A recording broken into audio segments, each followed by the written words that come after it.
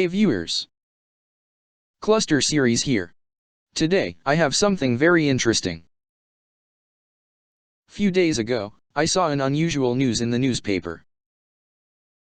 It goes like, a man just bought an acre of moon land and gifted it to his son.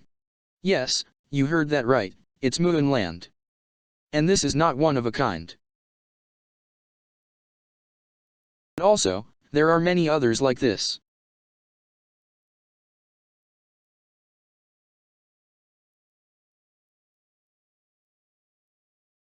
I wanted to know more about it.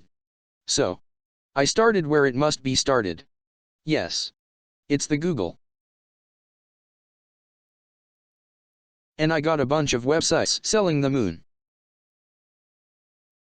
I just went about the whole website, and found this. Not only moon, they also sell Mars, Venus, Mercury, and even Jupiter's moon, Io. For those who don't know what Io is, it is a natural satellite of Jupiter. So are the other planets out of stock? They don't sell them because there's no land on them.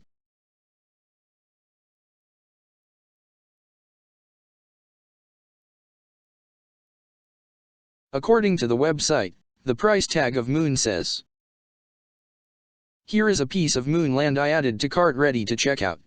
You can see here that the total cost is nearly $130. That cost is nearly 10,000 rupees, as per the rates on April 9th. Need price divisions?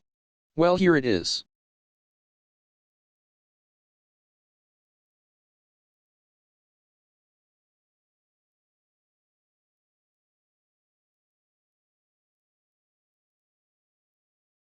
Now let's compare it with Earth.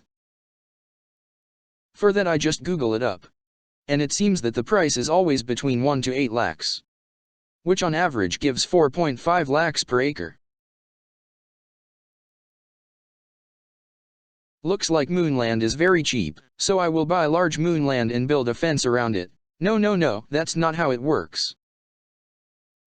That's because, in 1967, the Soviet Union, the United States and the United Kingdom had come up with an international treaty, called the Outer Space Treaty, to prevent a new form of colonial competition. There are 109 countries, including India, that have signed the Outer Space Treaty. The Outer Space Treaty is like a rule book that prevents any possible damage that space exploitation might cause. According to Article 2 of the treaty, outer space, including the moon and other celestial bodies, is not subject to national appropriation by claim of sovereignty, by means of use or occupation, or by any other means. In human language, it means no person can claim it. By the way, the Space Treaty article site link is in the description below. But, there is however a lunar registry which claims to sell people a piece of the moon, that is, the landing sites such as Bay of Rainbows, Sea of Rains, Lake of Dreams, Sea of Serenity and many others.